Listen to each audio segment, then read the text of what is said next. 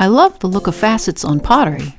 I've seen many different techniques where potters have carved out facets using anything from cutting tools to wires, and I had an idea about using my new extruder tools to make them. In this video, I thought I'd experiment with this idea on my thrown pieces. The first vase I threw was a hefty hourglass shape where I wanted facets at the top. In this case, carving into the clay wasn't going to get me where I needed. I figured creating the facets in a wedge shape was the better way to go. So I needed to come up with a way to create the specific triangular shape that was also even and symmetrical.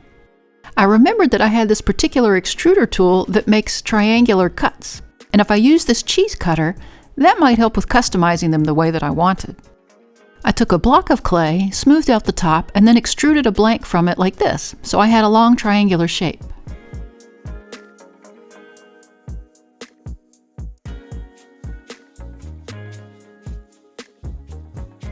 I figured a template would be helpful with this too. I took a piece of poster board and folded it in half. I drew a long, narrow triangular shape along the fold and cut it out.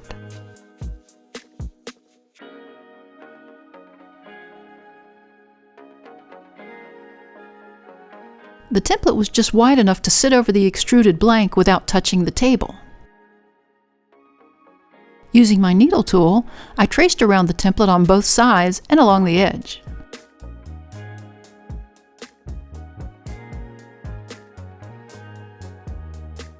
I wanted to make the final cut with the sharp cheese cutter, but I needed to elevate the blank off the table to avoid table interference.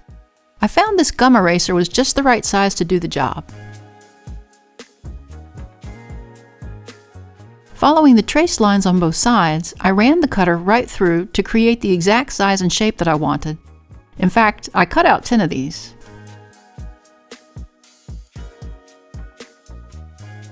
Next, I needed to position them evenly around the rim. I took my trimmer spinner to divide the rim into fifths first. The spinner is already divided into fifths along the purple marks, so I set the spinner in the center of the opening and marked where each purple mark was. In between each of those 5 marks, I divided it again into tenths. I already attached 8 of the facets around the piece, but I'll show you how to do the last 2. I scored the piece and also scored the back of the facet.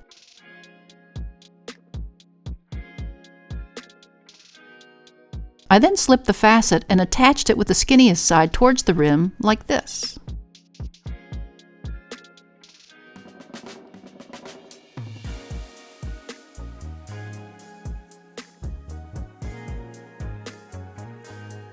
I used my fingers first along the seams to get a tight adherence.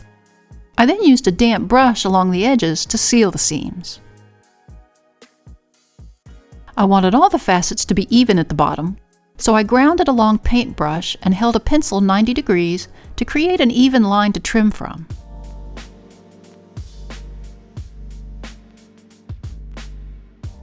I then took my needle tool and made a straight cut along the bottom of the facet and removed the excess. As you can see, I thought it'd look better to bevel the facet, so again I drew a line about 1/2 inch from the bottom edge and marked it. Again with my needle tool, I cut from that line down and inward like this.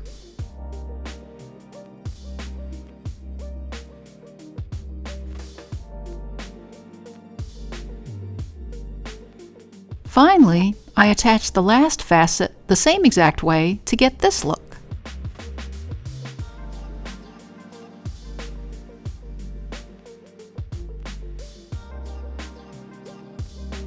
From a design aspect, I thought it would be nice to put a few facets along the bottom of the pot too. I used this PF1 fine carving tool as an extruder.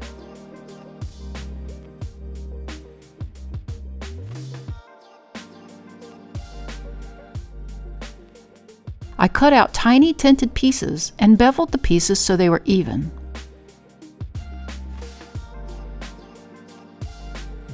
I then scored and attached them in between each of the larger facets.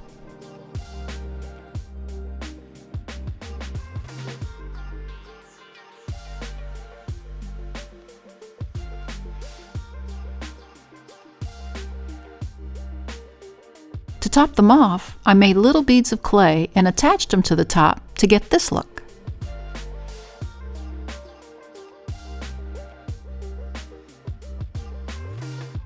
I love all the angles of that piece.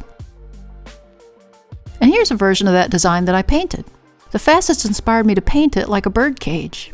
I can't wait to glaze it, and if you want to see the finished version, be sure to subscribe and turn on notifications so you'll get a notice when we post pictures to the community section of our channel.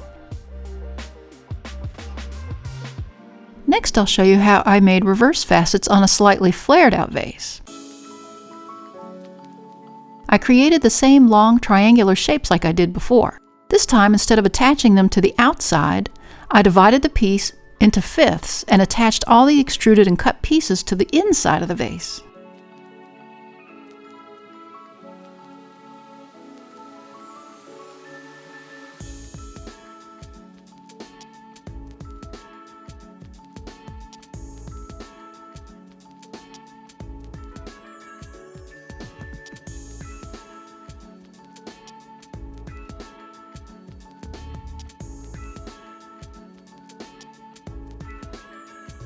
I then marked the outside of the vase a little above where each of the triangle shapes stops along the inside of the vase.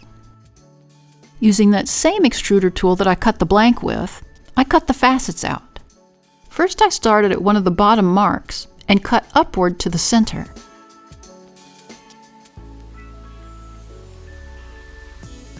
I then moved to the top and cut from the top to meet that bottom cut.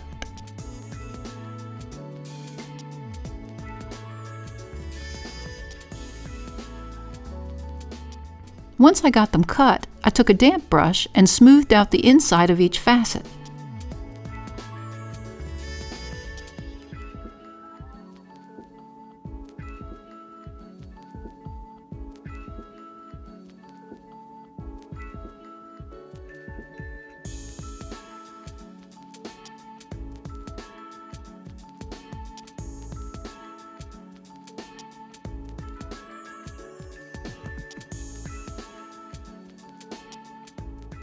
Now here's what it looks like from both the side and the top. It's so cool I made several of these. Now here's how I decorated this one with poppies and bees. I like how the faceted inside shape echoes the flowers on the exterior surface. Finally, I'll show you how to create this petal top vase. I wanted the facets to connect at the top for a domed flower shape like this. I started with the T6 Diamond Core carving tool. Now this isn't an extruder tool, but just a cool shaped clay trimmer. It had that wide shape that I was after, so I pulled the tool like an extruder on the top of the clay block.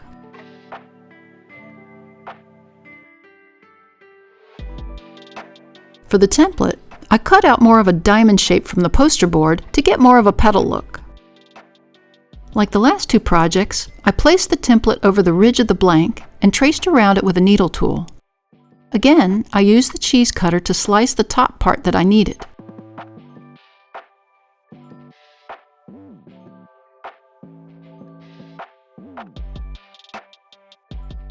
I made 5 of these for my project.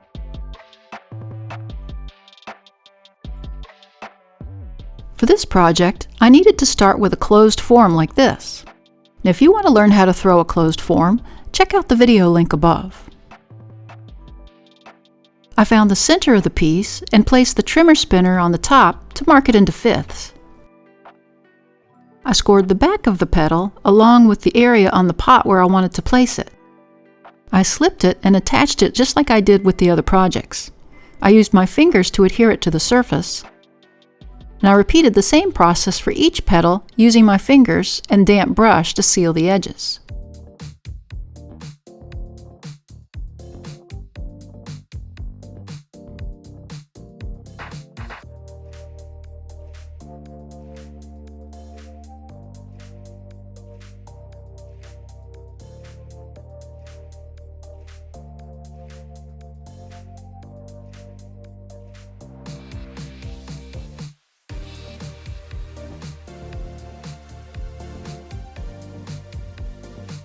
Once the facets were tight to the surface, I took my needle tool and cut around each petal like this so that the piece had 5 triangular windows around the top.